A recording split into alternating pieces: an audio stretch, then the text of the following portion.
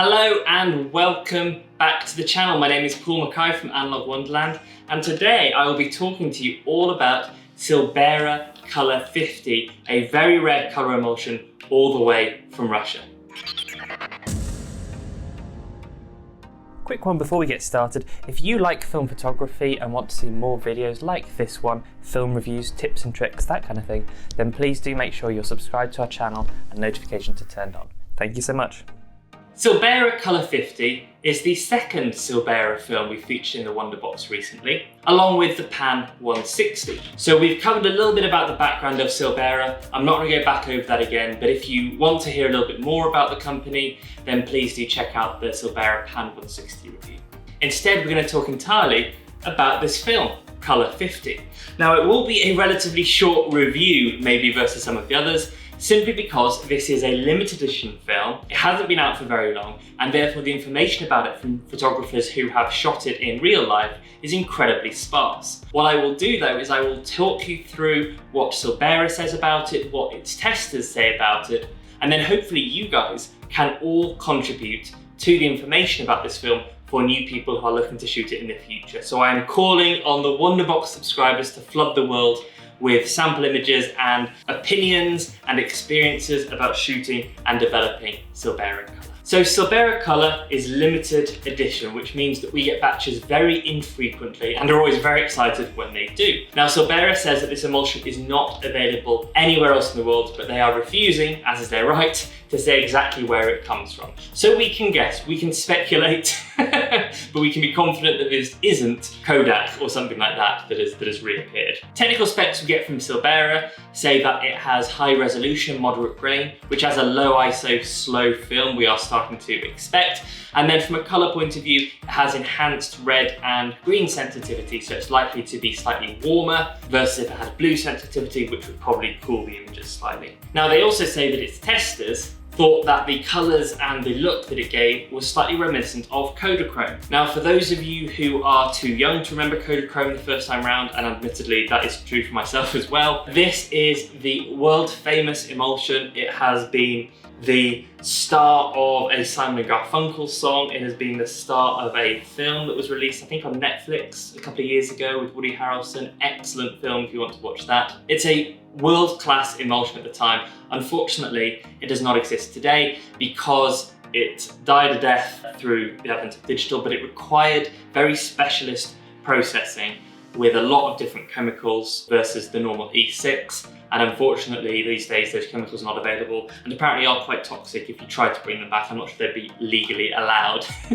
There are ways that if you still have Kodachrome, you can hack it to develop in black and white, but color these days, I'm told, is now impossible. So that is why saying that a film looks a bit like Kodachrome is such a big deal, because if that's true, you'll be able to tap into that aesthetic of the last century when this film was widely used, widely known, widely loved by photojournalists, fashion photographers, amateurs the world around. It was renowned for its great detail and its slightly warm look. So, on paper at least, this should be more like that than lots of the colour films that are available today. That by itself, for me, is worth experimenting and trying out.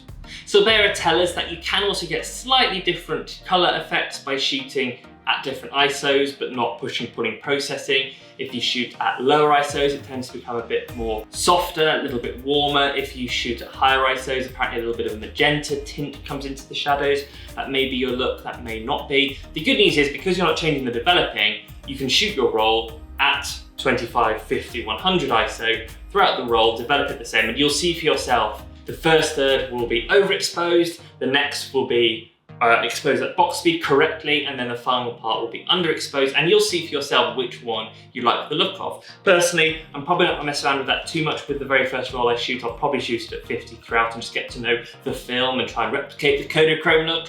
But if you would like to experiment within those 36 exposures, then of course, feel free and enjoy, and of course let us know how you get on. The other thing that Silberra would like us to know about this film is that because it is rolled from a larger bulk, which gives us a clue as to its origin. Perhaps this might be an old cinema stock or something like that. But they roll it into refurbished cartridges. And what they say is that can mean that you get light leaks on the first 1 or 2 frames, just being a bit careful with that. They also say that it can be quite sensitive to light piping, our old friend that we know of. And as we also know, with light piping, which is when the light hits the end of the leader and shoots all the way inside the canister and can affect the first couple of rolls of any film. The way to avoid it is to load it in subdued light. And actually, when I was talking to them about this, they said actually one simple tip.